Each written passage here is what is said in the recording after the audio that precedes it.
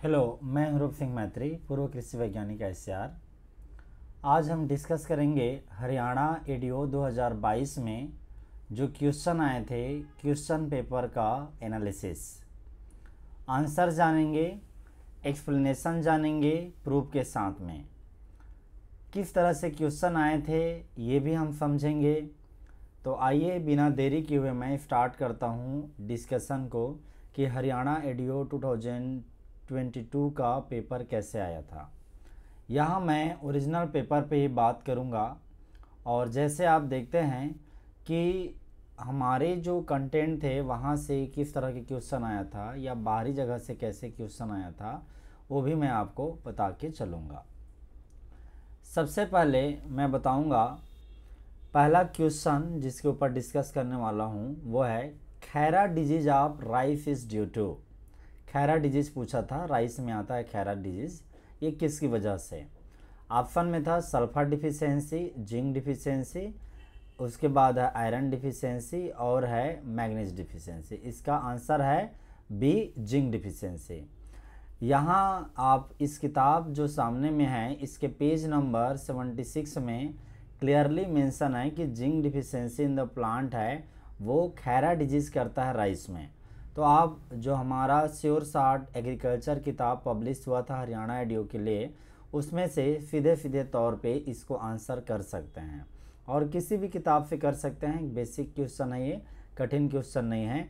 और मैंने discussion simple ही question से स्टार्ट किया है ताकि सिंपल क्वेश्चन से हम डिस्कशन करते हैं तो वो आराम से एक एक क्वेश्चन करके चलेंगे।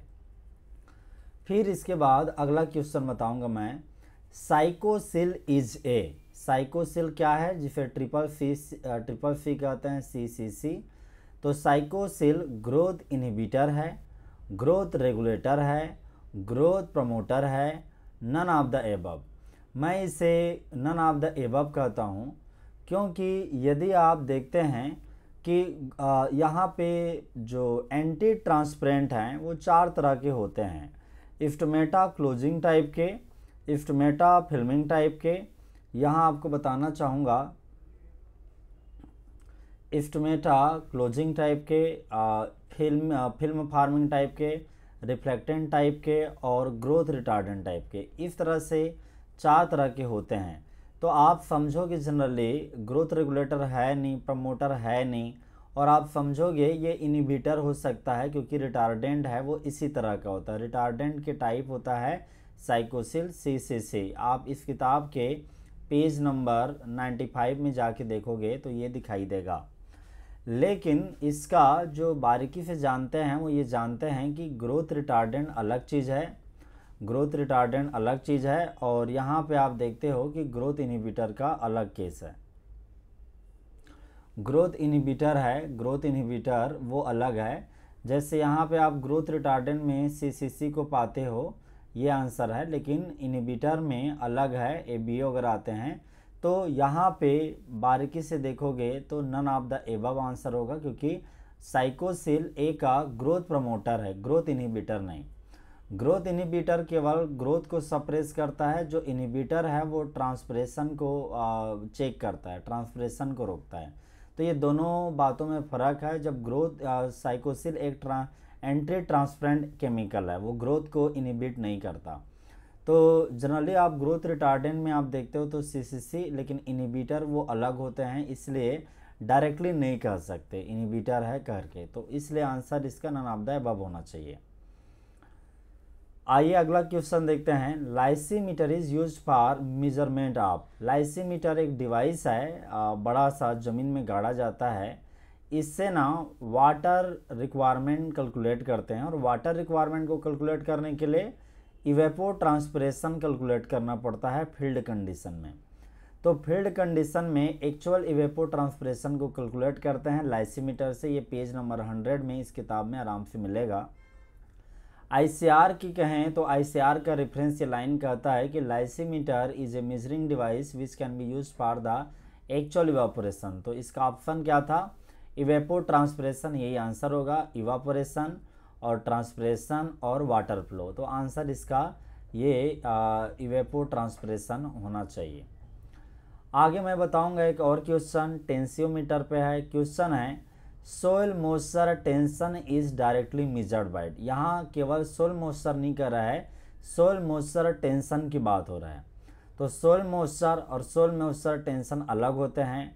सोइल मॉइस्चर टेंशन या पोटेंशियल को मेजर करके आप सोइल मॉइस्चर को मेजर कर सकते हैं। इसके ऑप्शन क्या है? टेंशन को कैसे मेजर करते हैं? टेंशन को सक्शन, पोटेंशियल कई नामों से जानते हैं। पहला है पार्शियल फ्लूम। तो पार्शियल फ्लूम यूज होता है मेजर करने के लिए किसको? ये होता है फ्लो को, पानी के फ्लो को, नाली में पानी जो बहते रहते हैं उसके लिए। टेंसियोमीटर टेंशन को मेजर करता है। सोइल मॉइस्चर टेंशन को डायरेक्टली मेजर करता है टेंसियोमीटर। सोइल मॉइस्चर टेंशन को डायरेक्टली मेजर करता है टेंसियोमीटर, लेकिन केवल बात रहता सोइल मॉइस्चर की बात होता तो इसे इनडायरेक्ट मेजर करता है, इनडायरेक्ट मेजरमेंट। तो यहाँ पे यही बात मेंशन है। टेंसियोमीटर भी नोज पानी को नापने के लिए होता है, ओपन जो नाली होते हैं उनमें। करंट मीटर पाइप में पानी जाते रहता है उसको मेजरमेंट के लिए होता है। इरिगेशन वाटर मेजरमेंट के डिवाइस हैं। केवल टेंसियोमीटर है जो सोइल मॉइस्चर को टेंशन या पोटेंशियल को मेजर डायरेक्टली करता है और सोइल मॉइस्चर के बारे में बताता है। तो यहाँ पे साफ साफ लिखा है कि tensiometer estimate the soil water matric potential. यहाँ पे देखिए मैट्रिक पोटेंशियल को डायरेक्ट मेजर करता है, लेकिन इनडायरेक्ट कहेंगे जब सोइल मॉइस्चर को काउंट करेंगे। तो ये कंफ्यूज होने की बात नहीं है, वहाँ पे सिंपल से हो जाता है। यदि आप आईसीआर का रेफरेंस देखते हैं तो आईसीआर के वेबसाइट पे उनके जहाँ कंटेंट होते हैं उस जगह से साफ है कि tensiometer measure soil water suction or potential or tension negative pressure which is usually expressed as a tension. तो यहाँ साफ लिखा हुआ है, ये आईसीआर का कंटेंट है जहाँ से रेफरेंस दिया गया है। आप पेज नंबर 100 में ये सेंटेंस इस किताब में देख सकते हैं। फिर आता है फर्टिगेशन सिस्टम। तो फर्टिलाइजर प्लस इरिगेशन मिलके फर्टिलाइजेशन सिस्टम बना है। यहाँ पे कहा गया है कि फर्टिलाइजेशन सिस्टम है वो सप्लाई करता है वाटर को और न्यूट्रिएंट दोनों को। तो निश्चित रूप से वाटर और न्यूट्रिएंट को सप्लाई करता है, यही आंसर है। जबकि बी में कहा गया था केवल न्यूट्रिएंट सप्लाई करता है, सी में कहा गया था केवल वाटर सप्लाई करता है, और डी में कहा गया था नन ऑफ द एबव। तो इसका आंसर क्या है? ये वाला है, supply of both water and nutrient to the crop. क्योंकि आप यहाँ पे इस किताब में भी देखते हो तो इस किताब में साफ मेंशन है, कौन सी बात मेंशन है इस किताब में कि micro irrigation and fertigation saves water improve the yield. तो ये एक जगह लिखा हुआ है कि फर्टिगेशन पानी बचाता है, दूसरी जगह फर्टिगेशन में किस तरह से जो वाटर सॉल्युबल पोटेशियम फर्टिलाइज़र हैं उनका उपयोग किया जा सकता है। तो इस तरह से मेंशन इस किताब में पेज नंबर 85 में। लेकिन आईसीआर के कंटेंट में देखेंगे तो साफ लिखा हुआ है fertigation system the plant nutrient can be applied along with the irrigation water. तो ये आंसर होगा कि वाटर और न्यूट्रिएंट को, इरिगेशन वाटर को, दोनों को सप्लाई करते हैं, न्यूट्रिएंट और इरिगेशन वाटर को। फिर हम बात करते हैं एक और क्वेश्चन के तरफ में, क्रॉपिंग पैटर्न इज। यहाँ क्रॉपिंग पैटर्न का जिक्र है। क्रॉपिंग पैटर्न क्या है? तो क्रॉपिंग पैटर्न के मैटर में डेफिनेशन पूछा गया था, growing of crops in different sequence, अलग अलग क्रम में फसलों को लगाना, यही इसका आंसर है। Growing the cropping pattern is a nothing but growing A crop in a different sequence over a year. ये लाइन होना था, ओवर ए ईयर, एक साल के अंदर में। डिफरेंट क्रम में लिखा हुआ है, फिर भी इसका सेंस निकल जा रहा है क्योंकि ऑप्शन को देखते हैं। इसका आंसर यही है, ए। एक और लिखा है, growing of crops in intercropping and mixed cropping sequence. तो growing of crops in intercropping and mixed cropping, यहाँ ऑलरेडी इंटरक्रॉपिंग लिखा है। ये क्रॉपिंग सिस्टम का एक टाइप होता है, और मिक्स्ड क्रॉपिंग भी क्रॉपिंग सिस्टम का टाइप होता है, क्रॉपिंग पैटर्न का नहीं। एक बात और, maximum area covered by particular crop with a particular season and a particular area. तो जब एक पर्टिकुलर क्रॉप की बात करते हो, पर्टिकुलर सीजन की बात करते हो तो गलत हो जाएगा, ओवर द ईयर होता है। तो ये आंसर नहीं है।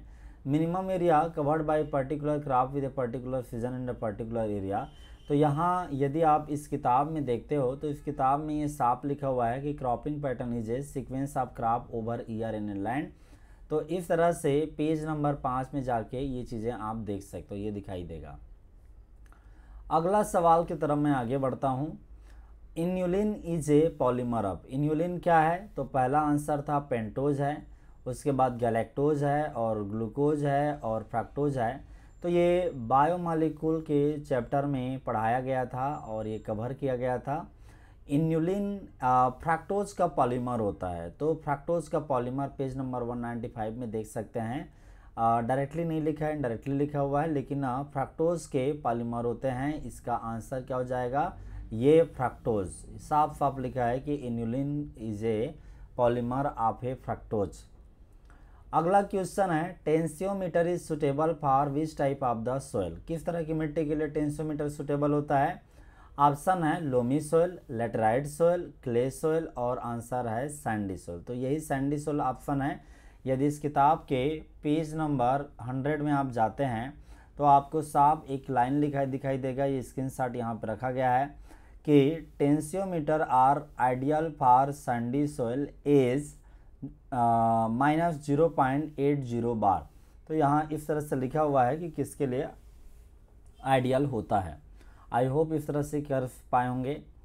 Which is the most widespread form of malnutrition among pre school children in India, Bharat में कौन सा है जो सबसे खतरनाक माल न्यूट्रिशन है, वो भी प्री स्कूल चिल्ड्रन, मतलब स्कूल जाने के पहले जो 5 साल से छोटे के बच्चे होते हैं उनमें कौन सा?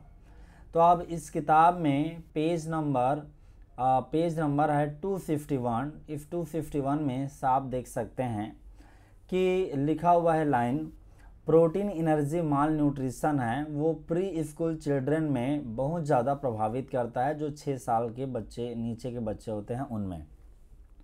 तो इस तरह से आप देख सकते हैं। और यदि आप ICAR का रेफरेंस देखते हैं, ICAR के वेबसाइट में उनके कंटेंट साइट पे लिखा हुआ है कि साफ सीधे लाइन लिखा हुआ है कि protein energy malnutrition is the most widespread form of malnutrition among the preschool children of our country. तो ये स्टेटमेंट साफ लिखा हुआ है, ये आप ध्यान दे सकते हैं। यहाँ आंसर यही है, protein energy malnutrition is the major, और यही आंसर है। इसके अतिरिक्त iron iodine deficiency, vitamin A deficiency और फिर आयरन डिफिशियंसी एनीमिया, ये ऑप्शन में थे। अगला क्वेश्चन है, विच एजेंडा ऑफ FDG ऑफ UN address the zero hunger. तो ये हमारे करंट अफेयर में भी आपको देखने को मिलेगा कि जो सस्टेनेबल डेवलपमेंट गोल हैं FDG, जो यूनाइटेड नेशन ने डिक्लेयर किया था, उसके 17 गोल हैं।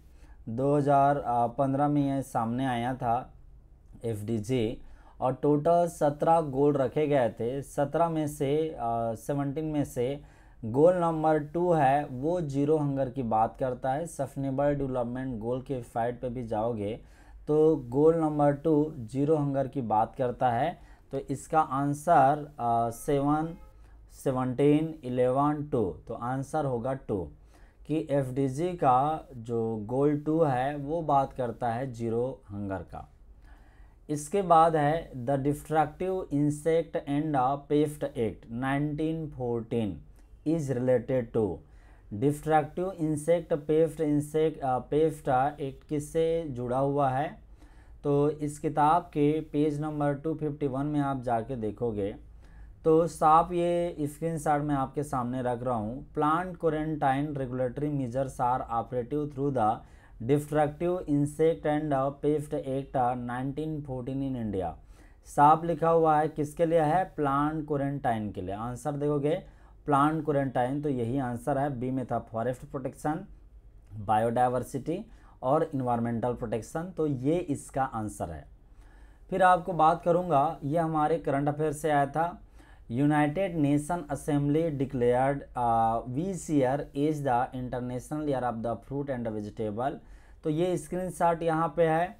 स्क्रीनशॉट यहाँ पे इस किताब में जाके देखोगे, साफ लिखा है कि 2021 को international year of fruit and vegetable celebrate किया गया। तो यहाँ 2018, 2021, 2021, 2015, तो आंसर होगा सी 2021, क्योंकि 21 यहाँ पे international year of the fruit and vegetable celebrate किया गया। अगला सवाल है, when a disease is more or less constantly prevalent in a locality year after year in a moderate to severe form, it is known as। जब कोई बीमारी किसी क्षेत्र में एकदम लोकल एरिया में लगातार थोड़ा या बहुत आते ही रहता है, लेकिन बहुत ही आते ही रहता है, कभी वो मॉडरेट फॉर्म में रहता है, कभी सीवियर फॉर्म में रहता है, लेकिन मेन खासियत होता है रेगुलर आते रहता है। तो श्योर शॉर्ट एग्रीकल्चर के पेज नंबर 235 में जाते हैं, तो यहाँ पे साफ लिखा हुआ है एंडेमिक डिजीज़, पैंडेमिक डिजीज़ का ऑप्शन। यहाँ ऑप्शन में पैंडेमिक डिजीज़, इसके बाद स्पोरोडिक डिजीज़, फिर है एंडेमिक डिजीज़ और उसके बाद एपिडेमिक डिजीज़, ये ऑप्शन में थे। तो इस तरह से स्क्रीनशॉट देखते हैं तो एंडेमिक डिजीज़ का डेफिनेशन कहता है कि एंडेमिक डिजीज़ वो होते हैं जो एवरी ईयर आते हैं उस कन्फाइंड एरिया में, उस लोकेलिटी में थोड़े लेवल में। जैसे पोटैटो का वार्ड डिजीज़ है, ये एक एंडेमिक डिजीज़ है। तो इसका आंसर कौन सा होगा? एंडेमिक, सी एंडेमिक डिजीज़ इसका आंसर होगा, क्योंकि लोकेलिटी की बात यही करता है, एक कन्फाइंड एरिया की बात यही करता है। तो डायरेक्टली जो इसको समझे हैं वो इसको कर जाएंगे इस क्वेश्चन को। फिर एक क्वेश्चन और आपके सामने रख रहा हूँ, the art of training plants into different shape is known as. एक ऐसी कला जिसमें ना प्लांट की ट्रेनिंग किया जाता है, उनको तोड़ा मरोड़ा जाता है, काट छांट किया जाता है पर्टिकुलर शेप देने के लिए। तो यहाँ ऑप्शन में था स्कर्टिंग, प्रोपिंग एंड श्रबरी एंड टॉपियरी। तो ये जो डिफरेंट शेप देने का है, जिससे गार्डन में आप गार्डन में देखते हैं कि श्रब के या झाड़ियों के जो वहाँ पे अलग अलग भालू बंदर देखते हैं, उसी को ही टॉपियरी कहते हैं। यदि श्योर शॉर्ट एग्रीकल्चर के पेज नंबर 231 में जाते हैं, तो यहाँ पे साफ आपको 1 मिनट प्लीज़, यहाँ लिखा रहेगा topiary training and pruning of the plant to give particular ornamental shape, ये लाइन लिखा हुआ है। और यहाँ पे देखते हैं आईसीआर के साइड में साफ लिखा है कि एक ऐसा आर्ट है जिसमें ट्रेनिंग किया जाता है प्लांट को पर्टिकुलर फॉर्म या शेप देने के लिए, एनिमल शेप देने के लिए, बर्ड शेप देने के लिए या आर्क शेप देने के लिए। इस तरह से इसका आंसर होगा डी, टॉपियरी। अगले सवाल की तरफ में आगे बढ़ते हैं। यह है प्लांट ब्रीडिंग का। यहाँ कहा गया है कि the type of recurrent selection that uses homozygous tester is known as A. देखिए, जब आप केवल टेफ्टर देखते हैं तो आपको लगेगा कि recurrent flexion for general combining ability answer होगा। जैसे यहाँ पे ऑप्शन बताता हूँ, recurrent flexion for GCA, reciprocal recurrent flexion, simple recurrent flexion और रिकरेंट फ्लेक्शन फॉर एचसीए। ये श्योर शॉर्ट एग्रीकल्चर के पेज नंबर 154 में ये सीधे सीधे स्टेटमेंट दिखाई देगा। यहाँ आप एक कन्फ्यूजन हो सकते हैं कि टेफ्टर देखते ही आपको लगेगा कि टेफ्टर है तो आंसर जीसीए हो सकता है, लेकिन आपको याद रखना है एक यहाँ कन्फ्यूजन पॉइंट ये है कि होमोजाइगस टेफ्टर होते हैं, इन्हें इनब्रीड कहते हैं, और इनब्रीड यूज होता है रिकरेंट फ्लेक्शन फॉर ये है स्पेशल कंबाइनिंग एबिलिटी एचसीए, इसके लिए। तो आंसर ये है। यदि ये हेट्रोजाइगस टेफ्टर होता तब जीसीए होता। आप देखिए आईसीआर के साइड में यहाँ पे साफ मेंशन है कि recurrent flexion for general combining ability होता है वो हेट्रोजाइगस टेफ्टर यूज करता है, और रिकरेंट फ्लेक्शन फॉर एचसीए होता है वो होमोजाइगस टेफ्टर यूज करता है। तो ये इसके आंसर हैं। अगला मैं डिस्कस करूँगा, rhizosphere effect can be quantitatively represented by. Rhizosphere effect क्या है जिसे क्वांटिटेटिवली रिप्रेजेंट करते हैं? एक आपको रेशियो दिया जा रहा है यहाँ पे, CP ratio, carbon and phosphorus ratio, oxygen and carbon ratio, carbon and nitrogen ratio और आर एंड एस रेशियो। तो आंसर इसका आर एस रेशियो है। आर का मतलब होता है राइजोस्फीयर के सोयल में कितनी बैक्टीरिया या माइक्रोब हैं, और एस का मतलब होता है कि इडैफिक जोन होता है जहां ऊपर में जड़ें होती है, उस जड़ें के पोर्शन में कितना बैक्टीरिया होते हैं, ये दोनों रेशियो। तो यहाँ सीधा इसको आईसीआर के साइड पे देखेंगे कि rhizosphere effect is observe with the bacteria R S value ranging from 10 to 20। तो वेबसाइट में कई जगह में मेंशन है, ये लाइन साफ कहता है कि राइजोस्फीयर इफेक्ट है वो आर एस वैल्यू से जुड़ा हुआ शब्द है, और इसका मतलब यही होता है कि जो माइक्रोब हैं वो राइजोस्फीयर में कितने होते हैं। राइजोस्फीयर का मतलब होता है एकदम रूट के टचिंग पॉइंट, जो मिट्टी से टच पॉइंट होते हैं उसे राइजोस्फीयर कहते हैं, उस जगह में कितने माइक्रोब हैं। और मेजर जहाँ पे जड़ का मेजर एरिया है, ऊपर वाला हिस्सा जहाँ रूट का मेजर हिस्सा है, उस जगह में कितने 16 माइक्रोब होते हैं, ये कहलाता है आर एस रेशियो। एक क्वेश्चन है, ये क्वेश्चन साइट के बारे में है, इन्वायरमेंट का क्वेश्चन, बायोडाइवर्सिटी का question. Site was signed in the year. तो साइट का ईयर पूछा गया है, ईयर में 1973, 1974, 1972 और 71 है। साइट का मतलब होता है convention on international trade in endangered species of wild fauna and flora. तो ये साइट का फुल फॉर्म है। ये शुरुआत एग्रोनॉमी में इन्वायरमेंट जहाँ पढ़ते हैं वहाँ का ये पार्ट है। यहाँ इनके वेबसाइट में ही क्लियरली मिलेगा, साइट्स की ऑफिशियल वेबसाइट में, कि ये 3 मार्च 1973 को अल्टीमेटली साइन किया गया था। फाइनली एग्रीड ऑन दिस 3 मार्च 1973। तो इसका आंसर होगा 1973।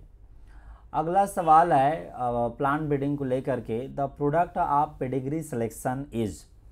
The product of pedigree selection, यहाँ पे स्क्रीनशॉट में साफ साफ मेंशन है कि pedigree method is applicable both to self and cross pollinated species. और जो पेडिग्री सिलेक्शन से जो वैरायटी होते हैं वो होमोजाइगस एंड होमोजीनस पॉपुलेशन होते हैं। तो इस किताब में आप कई जगह में प्लांट ब्रीडिंग के सेक्शन में पेडिग्री सिलेक्शन का, प्योर लाइन सिलेक्शन का रिजल्ट कैसे होता है उसके बारे में साफ साफ मेंशन है। प्योर लाइन सिलेक्शन का, मास सिलेक्शन का आउटकम कैसे होता है वो यहाँ पे मेंशन है।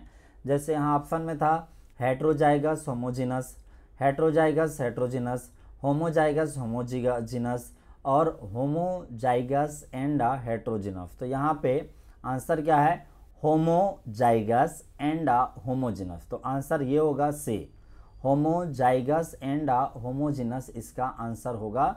जो साफ लिखा है होमोजाइगस एंड होमोजीनस, ये पेडिग्री का। इसके जगह में प्योर लाइन सिलेक्शन होता तो ये आंसर डिफरेंट हो जाता। तो आई होप ये क्वेश्चन आप चेक कर सकते हैं कि आपने सही किया है या गलत किया है।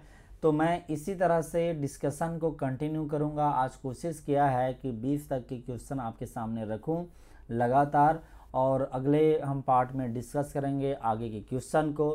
फिर भी यदि आप क्वेश्चन पेपर को डिस्कस करना चाहते हैं या देखना चाहते हैं तो मैं यहाँ आपके सामने रख दिया हूँ क्वेश्चन पेपर को। ये पहला पेज, मतलब पहला पेज है, फिर इस तरह का दूसरा फिर पेपर है।